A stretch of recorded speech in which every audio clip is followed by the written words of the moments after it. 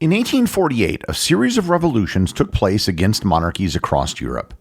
The revolutions were not part of any organized effort. They were spontaneous and often quite different.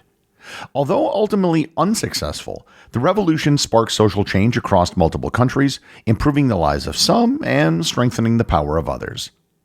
Learn more about the revolutions of 1848 on this episode of Everything Everywhere Daily.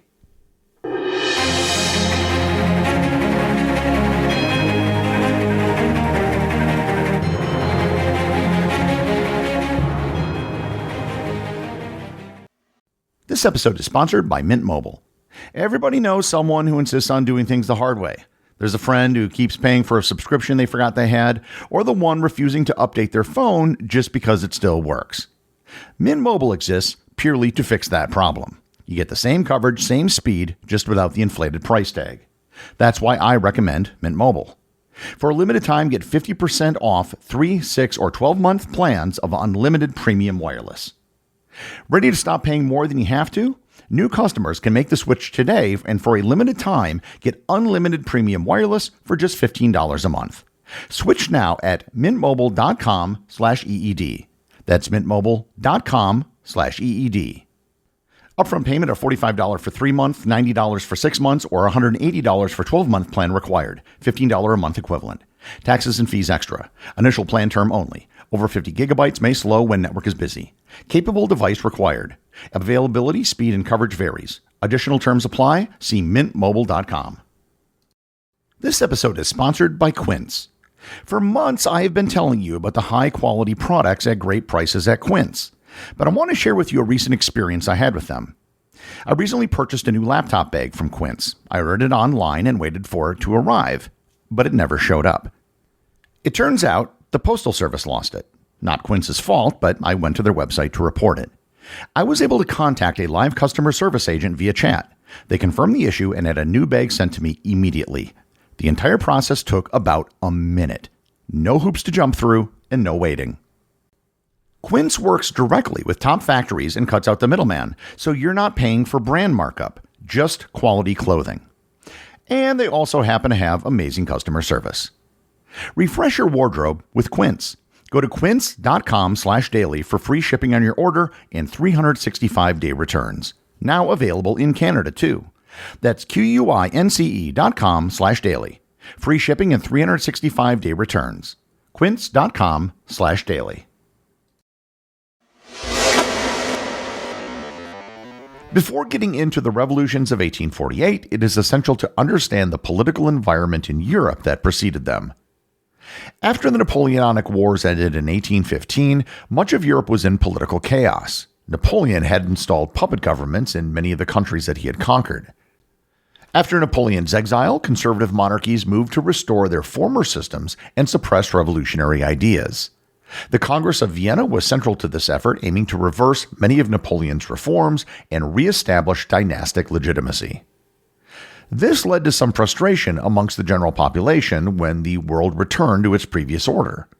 The French Revolution introduced new ideological and economic ideas to lower classes, leading to increased industrialization and urbanization, the adoption of modern agricultural practices, rapid population growth, and the rise of liberalism.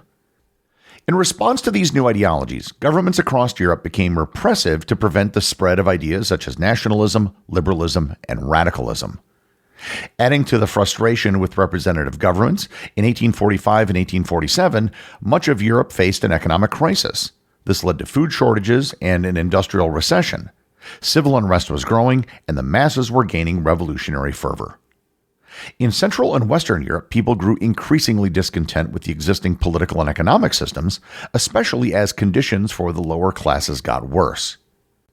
A significant reason for this frustration was the struggle between traditional feudal systems and blossoming market economies.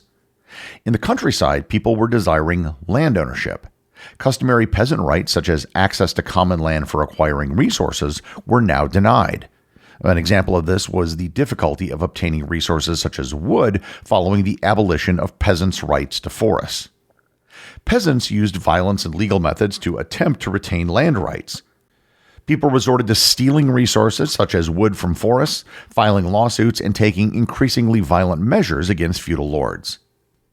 Labor exploitation also played a major role in the discontent towards the government and elites. Around this time, the population was growing rapidly, causing significant challenges for urban workers. As the population rose and conditions in the countryside worsened, many people migrated to cities, leading to overpopulation. Overpopulation in cities led to a surplus of workers for the number of available jobs. This led to a reduction of wages, leaving urban workers vulnerable to food shortages, a worsening of their social status, and a decline in their standard of living. Additionally, most workers at this time were still artisans, skilled craft makers who earned their livelihoods through trade. By comparison, there were relatively few factory workers yet. The increase in machinery led many workers in the textile and metalworking industries to feel insecure about their future livelihoods. Another group affected was the educated middle class. Unlike in countries such as Great Britain and the United States, mainland Europe was industrializing slowly.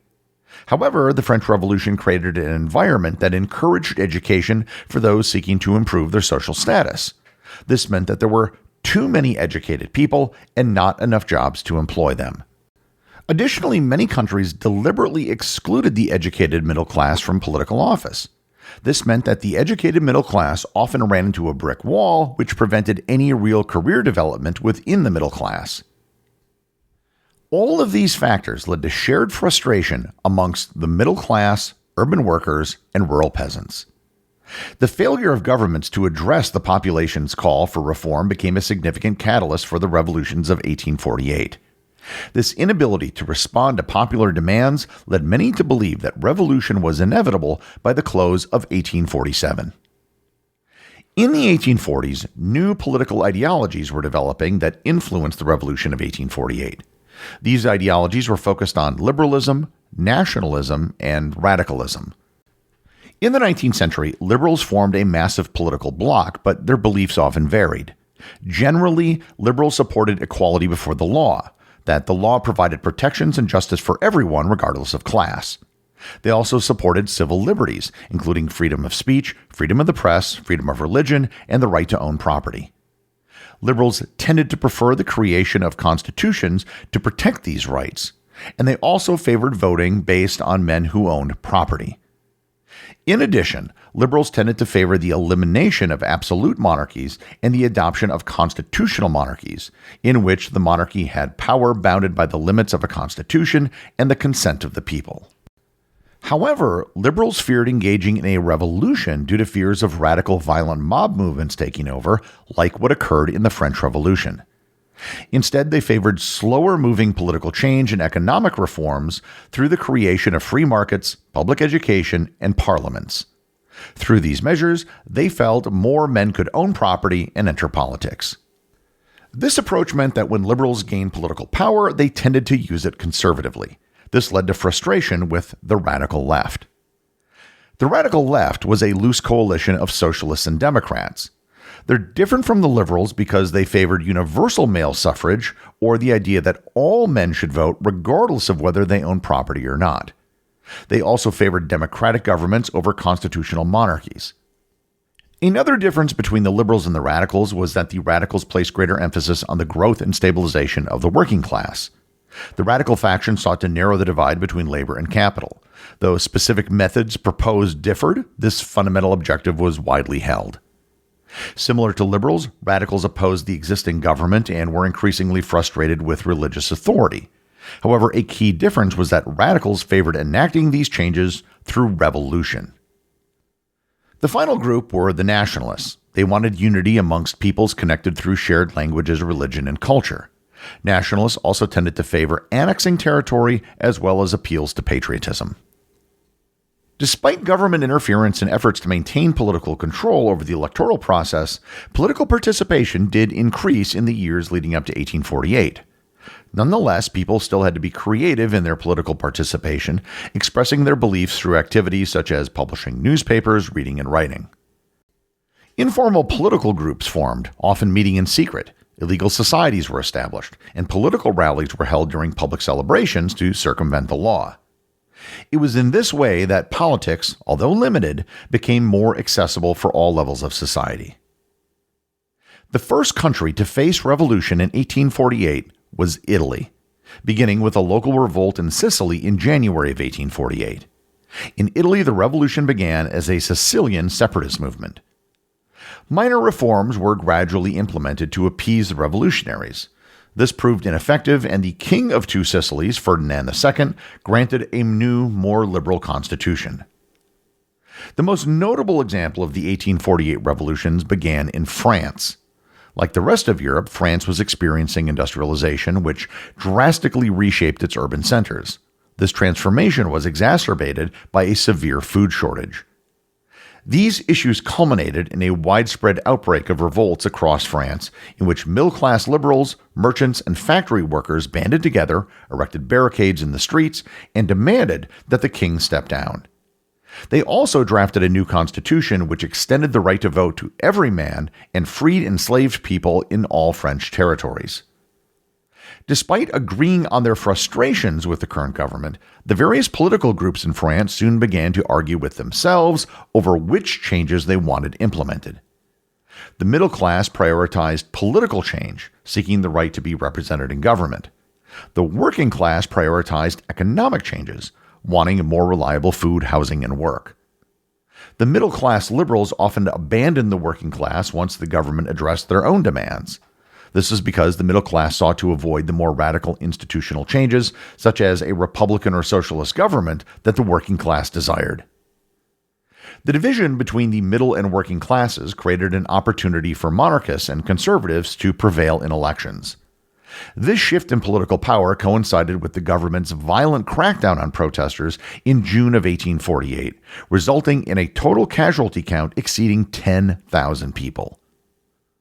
Ultimately, the 1848 French Revolution ended with the government destabilized and with Louis Napoleon Bonaparte III elected president in December. Louis Napoleon promised the middle class stability and political rights, but did nothing for workers. This decision proved costly, as Louis Napoleon III betrayed the middle class by staging a coup in 1851 and becoming emperor under the Second French Republic in 1852. The French Revolution of 1848 was critical in the spread of revolutionary ideas to other countries. Once news that a revolution had broken out in France spread, revolutionaries in other cities and nations were inspired to do the same. Prominent examples of these uprisings occurred in territory under Austrian control. These movements tended to be nationalistic in origin, particularly in cases involving modern-day Hungary and Italy. Hungary craved separation from the Habsburg dynasty, whereas parts of the Italian peninsula, such as Milan and Venice, sought to expel Austrian troops and influence from the region. Ultimately, all of these revolutions were unsuccessful, with attempts at separation crushed by the Austrian authorities. Nonetheless, some positive outcomes came from the revolutions of 1848. One of the most important outcomes was the end of serfdom. Serfdom was a system in which peasants were legally bound to a lord's land, required to provide labor or payments, and denied the freedom to move or to fully control their own lives. It was close to chattel slavery, except people were tied to the land and whoever owned the land. Serfs had few personal freedoms and essentially served their lords in exchange for basic food, protection, and housing. The decision to abolish serfdom in Austria helped move the country towards a more modern society. Without serfdom, industry expanded and society moved towards a free labor market.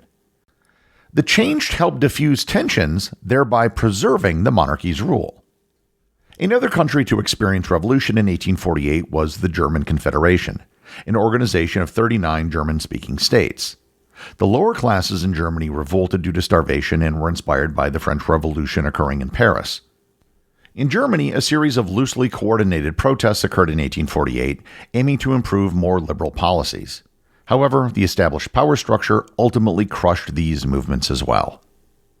Revolutionary fervor continued to spread across Europe, with revolutions occurring in numerous other cities and states. Still, the ultimate result in almost every case was that the ruling class made a few concessions while remaining in almost absolute power. Despite so many people demanding change across Europe, the divide between middle-class liberals and radical workers is ultimately what led to their downfall. The weaknesses in the foundations of the revolution allowed elites and monarchs to exploit and capitalize on divisions within the revolutions to solidify their authority. In the long term, the legacy of 1848 was actually profound.